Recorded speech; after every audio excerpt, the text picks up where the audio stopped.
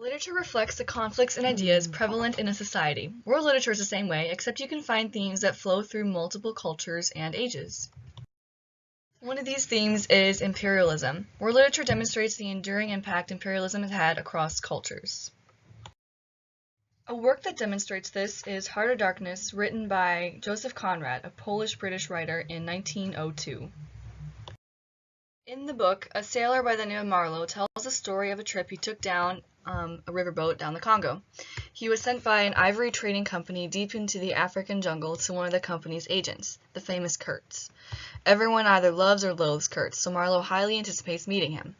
After a prolonged journey from the company camp to Kurtz's location, Marlowe finally meets Kurtz. He finds him in bad health and mental state, as he is worshipped by the natives and surrounded by the severed heads of those who rebelled.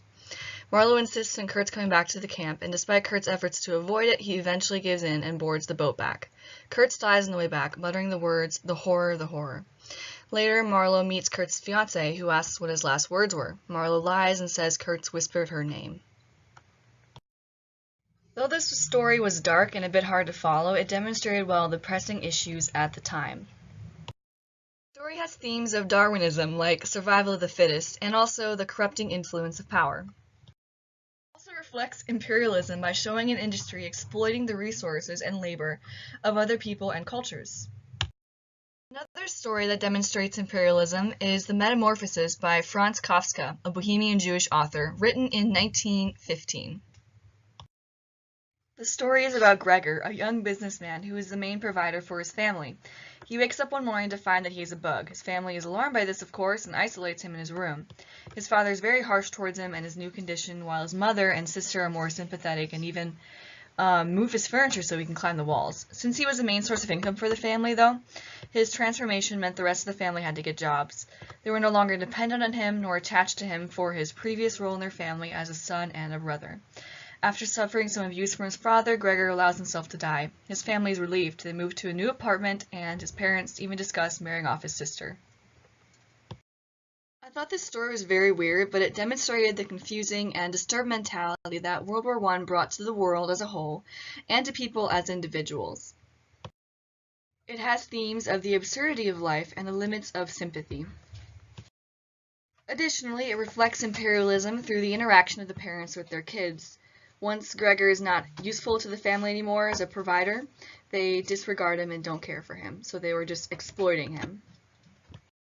Another story that demonstrates imperialism is Shooting an Elephant, written by George Orwell in 1936. He's an English writer, and he also wrote Animal Farm. The story is written like a nonfiction, but we aren't sure whether it actually happened or not. George Orwell is the protagonist. He's stationed by the British Empire as an officer in a village in Burma. He's not content with the way the empire is treating its Burmese colony, but he also doesn't like the way the locals treat him.